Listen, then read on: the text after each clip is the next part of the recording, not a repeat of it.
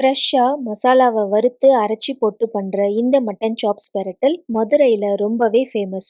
மட்டனை சாப்பிடும்போதே அவ்வளோ சாஃப்டா, ஜூஸியா, செம்ம டேஸ்டா இருக்கும். எப்படி பண்றதுன்னு பார்க்கலாமா? குக்கர்ல 1/2 கிலோ மட்டன் சாப்ஸ் கூட கொஞ்சம் உப்பு, மஞ்சள் தூள் போட்டு 1 டம்ளர் தண்ணி ஊத்தி 4 விசில் விட்டு வேக வச்சு எடுத்து வச்சுக்கோங்க.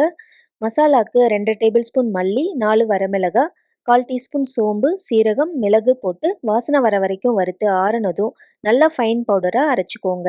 சாப்ஸுக்கு ஒரு மசாலா பேஸ்ட் ரெடி பண்ணிடலாம். அதுக்கு கடாயில் கொஞ்சம் எண்ணெய் விட்டு 15 சின்ன வெங்காயம், 5-6 பல் பூண்டு, ஒரு துண்டு இஞ்சியும் சேர்த்து வதக்குங்க. வெங்காயம் கண்ணாடி பதம் வந்ததும் ஒரு சின்ன தக்காளி, ஒரு கொத்து கருவேப்பிலையும் போட்டு வதக்கி ஆறுனதும் தண்ணி சேர்க்காம அரைச்சி எடுத்து வச்சுக்கோங்க. சாப்ஸ் பண்ணுறதுக்கு பேனில் 2 டேபிள் ஸ்பூன் எண்ணெய் விட்டு ஹோல் மசாலா போட்டு தாளித்து அரைச்ச விழுத சேர்த்து கொஞ்சமாக உப்பு போட்டு பச்சை வாசனை போக 5 நிமிஷம் வதக்குங்க.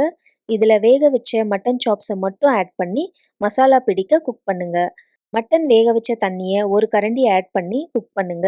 தண்ணி நல்லா வத்தினதும் திருப்பி ஒரு கரண்டி ஆட் பண்ணி குக் பண்ணுங்க.